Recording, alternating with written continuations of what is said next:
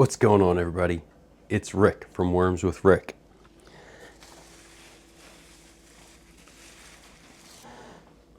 So this side doesn't look extremely dry yet, and as you can see from the first handful, there's still a bunch of worms over there.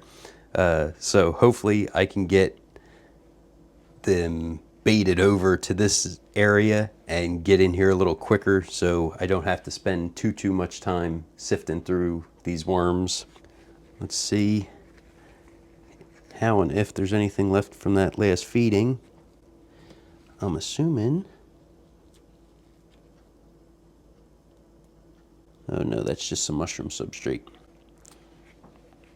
So let's see what's left from that last feeding, if anything.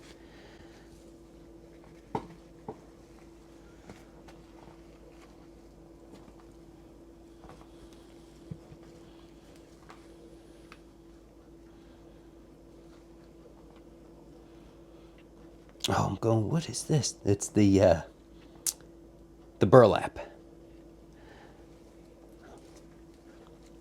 That has a unique feel when you're pulling through the worms. Wow, and they're still all wrapped up in it. They really like that burlap.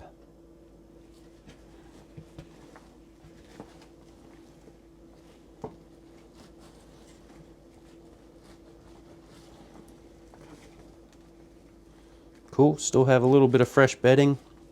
I will be adding some more.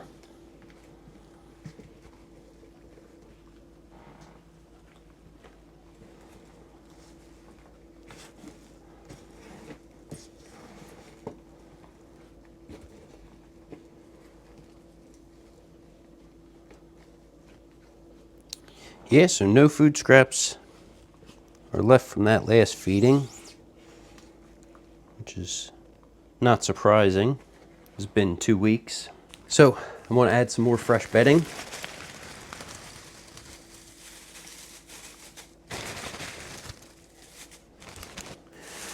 That's a pretty nice amount. I will not add any extra moisture at this time because, like I said, this bin's still pretty moist. We'll move and get this burlap back into the center where I can add the feeding to. Okay.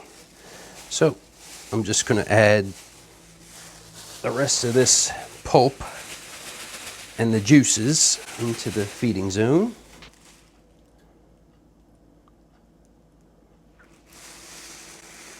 I'm going to add some grit over the feeding area, which is ground up eggshell, and the new section where I just added some of the fresh bedding.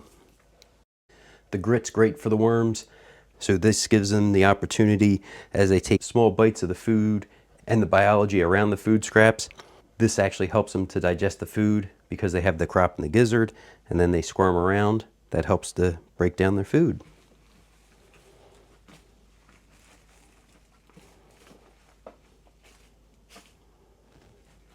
Cool. So over top the feeding area, I have some expired oats that I made up into worm chow. So I sprinkle this on. This is pulverized expired oats, flour, cornmeal, and a little bit of pulverized eggshell. Feeding area done, looking good. I'm going to cover that back up real quick, and then I'm going to rotate the bin so I can kind of look through the other side of the bin. Once again, I'm not planning on covering that, so keep allowing this section to dry out. So let's quick look through here. With my vermicompost, I do not mind having some material that isn't broke down all the way. This tends to go into a holding tote, so it's not super imperative that I have 100% pure castings.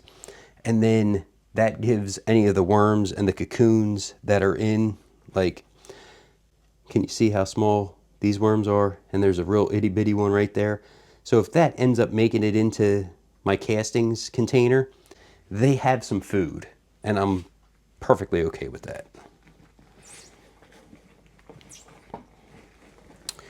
I did have a suggestion, and based on how this looks, I think I'm going to do it. The suggestion was, or the question was, have I gone ahead and mixed up the castings or the vermicompost to allow it to dry faster? I have in the past. This definitely feels like it's going to need it. So thank you for the question, and I will make sure that I get in here maybe every third day and just give it a little mixing. I don't think the worms are going to like it too much, but B, it's going to get a chance to incorporate some air into these castings, which then I can go ahead and hopefully dry them out just a little bit better and get these worms to move over to the other section of the bin. Oh, and I got a little sticker, so that's going to come out of the bin now. Make sure you guys are subscribed so you can come along, check out the different worm bins I have. I'm going to be doing my shoebox bin and my DIY 5-gallon worm bin soon, so you can check that out. Also, I love answering questions, so if you guys have any questions, make sure you drop them down in the comments. Thanks for coming along, checking out the video. Everybody have a great day.